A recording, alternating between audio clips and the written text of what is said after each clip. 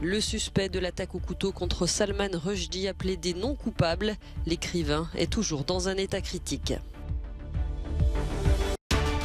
Un regain d'inquiétude autour de la centrale nucléaire de Zaporijjia dans l'est de l'Ukraine.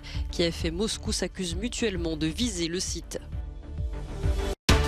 Les exportations de céréales ukrainiennes reprennent au compte-gouttes. Samedi, 2 navires chargés de graines de tournesol et de maïs ont quitté l'Ukraine en direction de la Turquie.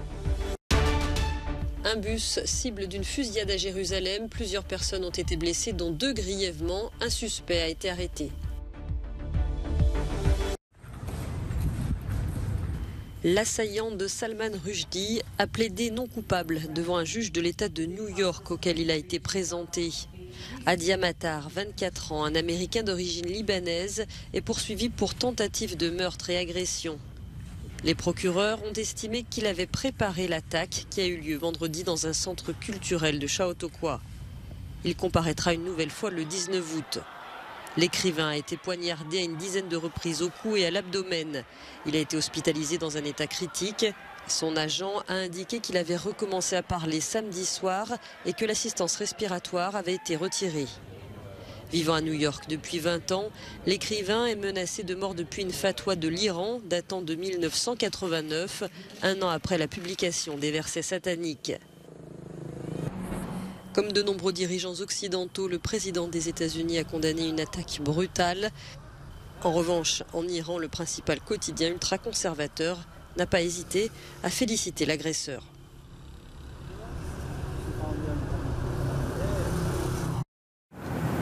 Salman Rushdie a 40 ans lorsqu'il publie les versets sataniques et à partir de ce moment, sa vie est irrémédiablement bouleversée. L'écrivain britannique diplômé de Cambridge est confronté à une explosion de fanatisme. Salman Rushdie, qui a grandi dans une famille musulmane bourgeoise de Bombay, est la cible de haine dans tout le monde musulman. Peu de gens ont lu les 600 pages des versets sataniques, mais l'indignation monte dans le monde entier. Des gens meurent dans des manifestations contre lui et son livre est interdit dans plusieurs pays. Le 14 février 1989, l'ayatollah Khomeini émet sa fatwa qui condamne à mort l'auteur des versets sataniques. Salman Rushdie entre dans une vie de semi-clandestinité mais ne renonce pas à écrire en espérant sans y croire que la fatwa finira par être levée. Il faut que l'Iran annule la fatwa. C'est le moins qu'on puisse exiger. Et je demande aux pays de l'Union européenne de faire pression pour cela. Salman Rushdie devient malgré lui un symbole de la liberté d'expression et de la lutte contre l'obscurantisme religieux. Son œuvre littéraire est récompensée, mais sa vie reste menacée. En 1996, il renonce à se rendre au Danemark pour recevoir un prix. Ces dernières années, j'ai été quelque peu écarté de la conversation littéraire et l'un des plus grands plaisirs de la publication du Dernier soupir du mort a été le retour de cet intérêt pour mon travail littéraire et je dois dire que ceci en est l'un des plus grands moments.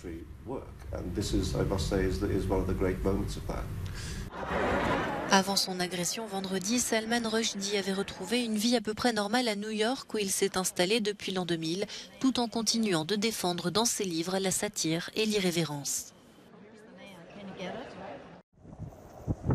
Situé sur les bords du Dniepr, mais aussi sur la ligne de front, le site nucléaire de Zaporijjia continue de susciter l'inquiétude. Ce samedi, l'Ukraine et la Russie se sont de nouveau accusés mutuellement d'avoir tiré sur la plus grande centrale d'Europe sous occupation des forces de Moscou. Depuis la semaine dernière, plusieurs bombardements l'ont visé. Dans son allocution quotidienne, le président ukrainien a dénoncé le chantage russe. Les occupants essayent d'intimider les gens de façon extrêmement cynique en utilisant la centrale de Zaporijjia, a-t-il dit. Les forces russes se cachent derrière la centrale, dit-il, pour bombarder les villes sous contrôle ukrainien de Nikopol et Marganets. Côté russe, le porte-parole du ministère de la Défense a affirmé samedi que ses forces avaient pris le contrôle du village de Pisky dans la région de Donetsk. L'information a été démentie par Kiev. Toujours dans la région de Donetsk, la grande ville de Kramatorsk continue de subir les assauts de l'artillerie russe. Vendredi soir, des bombardements ont fait 3 morts civiles. Plusieurs bâtiments et habitations ont été endommagés. La région est devenue l'épicentre des combats depuis que les troupes russes se sont retirées de Kiev et ses environs fin mars.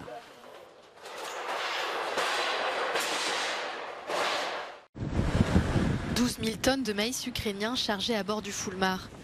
Le navire, sous pavillon de la Barbade, a quitté samedi le port de Tchornomorsk en Ukraine en direction de la Turquie, suivi de près par un second bateau transportant 3 000 tonnes de graines de tournesol.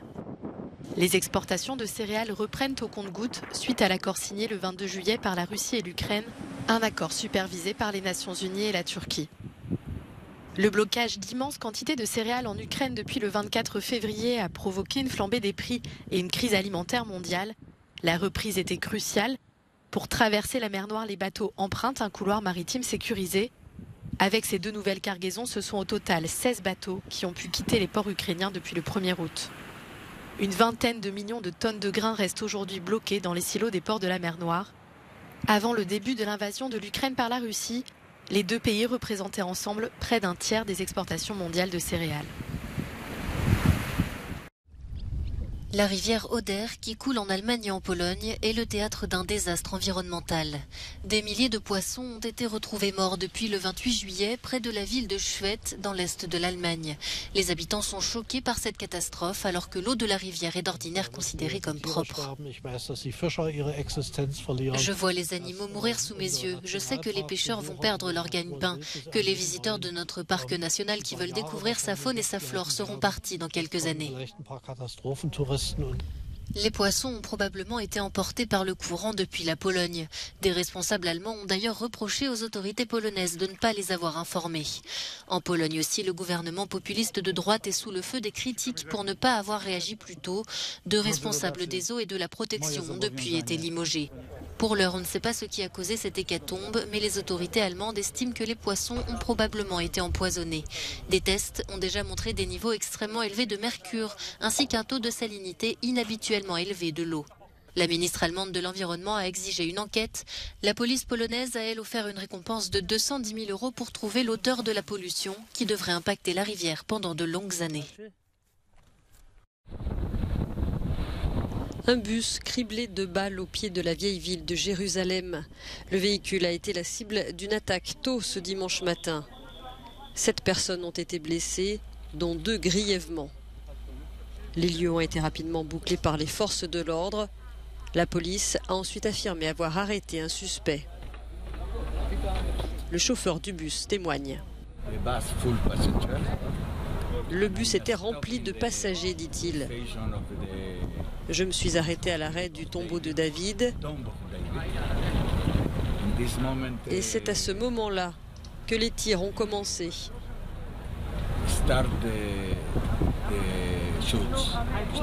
J'ai vu 2 personnes s'effondrer à l'extérieur et 2 autres à l'intérieur.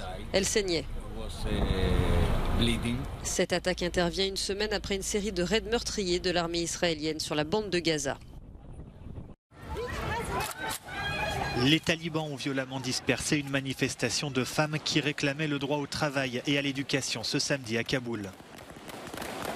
Après avoir tiré en l'air, ils ont poursuivi les manifestantes dans des magasins, les ont frappées et ont confisqué leur téléphone portable. Des journalistes qui couvraient l'événement ont également été frappés. Depuis leur retour au pouvoir en Afghanistan il y a près d'1 an, les islamistes fondamentalistes ont progressivement renié les libertés conquises par les femmes ces 20 dernières années. Ils les ont exclus des emplois publics, ont restreint leur droit à se déplacer et ont interdit l'accès des filles au collège et au lycée. Dernière restriction en date, l'obligation pour les femmes de porter le voile intégral en public.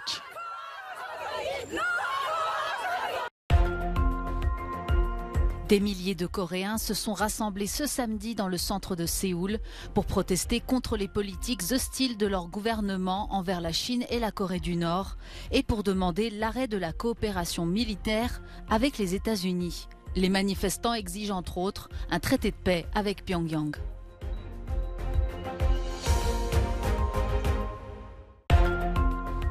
La société du milliardaire Elon Musk SpaceX a lancé ce vendredi sa nouvelle fusée Falcon 9 avec à bord 46 satellites déployés en orbite basse. 9 minutes après son lancement, la fusée a atterri pour la première fois au-dessus d'un drone dans l'océan Pacifique. C'est le plus grand nombre de satellites lancés dans l'espace pour la firme américaine.